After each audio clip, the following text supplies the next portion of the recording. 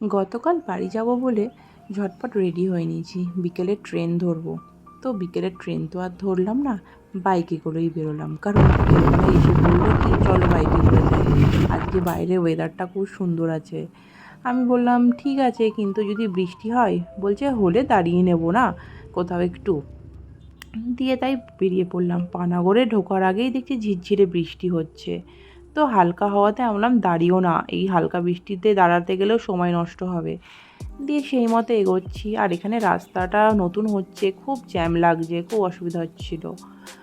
দিয়ে একটু আমরা দাঁড়ালাম বর্ধমানে পৌঁছে গেছি প্রায় 1 ঘন্টা 1.5 ঘন্টার মধ্যেই বর্ধমান পৌঁছে গেছি। কিন্তু আমাদের এখানেই সময় নষ্ট হয়ে গেল অনেকক্ষণ, কারণ এত জোরে বৃষ্টি হচ্ছিল, প্রায় আধ ঘন্টা এখানেই দাঁড়িয়ে থাকলাম বর্ধমানের কাছেই। দিয়ে তারপরে যখন বৃষ্টিটা থামলো আবার বেরিয়ে পড়লাম। বেরিয়ে গিয়ে অনেকটা তারপরে বললাম চলো একটু চা খাই। দিয়ে দুজন মিলে একটু চা খেলাম, বিস্কুট খেলাম। দিয়ে কিছুক্ষণ ওখানে দাঁড়িয়ে বেরিয়ে পড়লাম। চাটা খুব সুন্দর করেছিল দিদিটা, আর আকাশের চাঁদটা চারিদিকে আলোটা ভীষণ ঝলমল করেছিল। তাতে ক্যামেরাতে অত ভালো আসছিল না, কিন্তু পরিবেশটা দারুণ লাগছিল তখন দেখতে।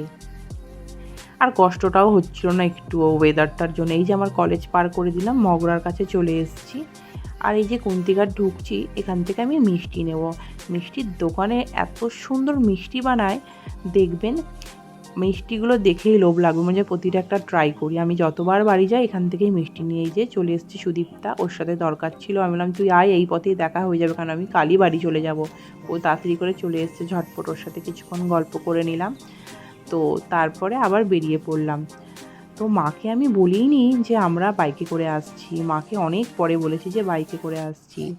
তো মায়ের থেকে বেশি বাবা রেগে গেল, বাইকে করে এত রাস্তা কেন আসার দরকার। কিন্তু যাই হোক, কোনো প্রবলেম হয়নি, চলে এসেছি। এই বাড়ি ঢুকছি, গেটটা দেখছি খোলাই আছে। দেখি মা কী করছে, ভাবছি নিশ্চয়ই রান্নাই করবে। তো হ্যাঁ, গিয়ে দেখছি মহারানী রান্নাই বসিয়েছে। আমাদের রান্নাঘরটা ভেঙেছে বলে বারান্দাতে সব কিছু নিয়ে এসে করছে। রান্নাঘরটা নতুন করে তৈরি করতে হবে, খুব প্রবলেম হচ্ছিল রান্নাঘরটাতে। এই যে কিটক্যাটটা ওই সুদীপ্তা নিয়ে এসেছিলো আমাদের দুজনের জন্য, এত পাকা। দিয়ে রাত্রেবেলা খেতে বসলাম। মা খোসা ভাজা করেছিল, ভীষণ ভালো লাগে খেতে লাউয়ের খোসা ভাজা।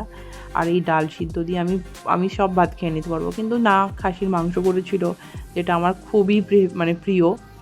দিয়ে ঝটপট খেয়ে তারপরে মায়ের সাথে কিছুক্ষণ গল্প করে ঘুমিয়ে পড়লাম। দিয়ে সকালবেলা উঠে আমি আরও একটু বেরোলাম, আমাদের একটু দরকার ছিল। তো রাস্তায় যেতে যেতে আমি ওকে বলছি দেখো কি সুন্দর রোদ, আবার মাঝে মধ্যে বৃষ্টি নেমে যাবে, এই এখন এরকমই ওয়েদার। হ্যাঁ তাই হলো, যেমন রোদ উঠছে আবার কিছুটা যেতে যেতে বৃষ্টি। দিয়ে কাজবাজ সেরে বাড়ি আসলাম। মা একটু মনটা খারাপ হয়ে গেছে যে এক্ষুনি বাড়ি চলে যাবি, এসে বসলিও না। একটুখানি গল্প টল্প করে নিলাম। মা বাবা ঘুমাচ্ছিল, বাবাকে এবার ডাকলাম, টাটা করে বেরিয়ে পড়লাম। গাড়িতে করে যেতে ভালোই লাগে, কিন্তু যে চালায় তার খুব কষ্ট হয়ে যায় এতটা রাস্তা। যে পেছনে বসে তারও কষ্ট কম হয় না, তারও ভালোই কষ্ট হয়। মেলা তো দেখতে যেতে পারিনি এবার, কিন্তু এই রাস্তায় আস্তে আস্তে 3-4টে মেলা দেখে নিলাম। দাঁড়ানোর উপায় নেই। জিলাপি ভাজছিল, মনে হচ্ছিলো বিকেলবেলা একটু জিলাপি কিনে নিয়ে আসি, কিন্তু ও দাঁড়াবে না, বললো দেরি হয়ে যাবে এই সমস্ত করতে গেলে। দিয়ে আসছি, এত সুন্দর সামনে রোদটা পড়ছে, চারিদিকটা ভীষণ ভাল লাগছিলো পুরো। দিয়ে আনলাম যে চলো একটু চা খেয়ে আবার আবার বেরোবো। তখন বললো যে তুমি খাও, আমি খাবো না চা। আমরা একা একাই চা খেলাম। দিয়ে তারপর আবার বেরিয়ে পড়লাম। তো যেতে আমাদের যতটা সময় লেগেছে, আসতে আমাদের অতটা সময় লাগেনি, কারণ বৃষ্টি ছিল না। বৃষ্টির জন্য আগের দিন প্রচুর দেরি হয়েছে। তো এই গল্প করতে করতে দুজনে চলে আসলাম দুর্গাপুরে। তো আমি আমার ব্লগটা এখানেই এন্ড করছি। টাটা সকলকে।